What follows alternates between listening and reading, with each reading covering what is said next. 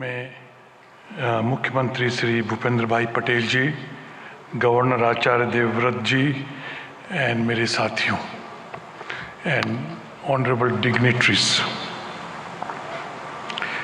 पिछले साल सितंबर में वाइब्रेंट गुजरात की 20वीं एनिवर्सरी पे मैं यहाँ आया था और प्रधानमंत्री जी ने बताया कैसे आइडियाज़, इमेजिनेशन और प्रोसेस कंटिन्यूटी के आधार पर इस मेगा ग्लोबल इवेंट को एक इंस्टीट्यूशनलाइज्ड स्ट्रक्चर मिला है। प्रधानमंत्री जी ने उस वक्त ये बताया कि कैसे one earth, one family, one future की सच्ची भावनाओं को लेकर भारत की प्रतिष्ठा कैसे बढ़ेगी और हर इंटरनेशनल फोरम में पूरे ग्लोबल साउथ की आवाज़ को भी मजबूत किया है। माननीय मुख्यमंत्री भाई पटेल जी, मैं आपको भी डेवलपमेंट को आगे रखने और इन्वेस्टमेंट्स को आकर्षित करने और एडमिनिस्ट्रेशन को स्तर ऊंचा उठाने के लिए बधाई देता हूं।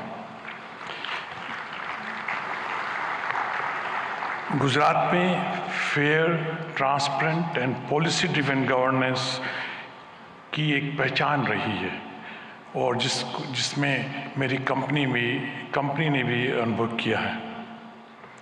स्टील किसी भी राष्ट्र के आत्मनिर्भरता में एक बड़ी भूमिका निभाता है क्योंकि ये infrastructure development, urbanisation, renewable sectors, automotive industry, electric vehicles, defence, railways आदि में बहुत उपयोग होता है। ग्लोबल टेक्नोलॉजी को सर्वोत्तम रूप से लाकर हम हाई एंड प्रोडक्ट्स को डेवलप कर रहे हैं जो एसएमई से स्टार्टअप तक के स्टील कंज्यूमर्स को कम्पिटिटिव बनाने में मदद कर रहा है। गुजरात ने आज से 4 साल पहले आर्सलरमित्तल निप्पन स्टील इंडिया का स्वागत किया था और 2021 में प्रधानमंत्री जी ने और मुख्यमंत्री ने हमारे हजीरा एक्सपेंशन प्रोजेक्ट की भूमि पूजन की थी। मुझे ये बताते हुए गर्व हो रहा है कि ये एक्सपेंशन प्रोजेक्ट तेज़ी से बढ़ रहा है और लक्ष्य के अनुसार इसका फेज़ 1 2026 में पूरा हो जाएगा।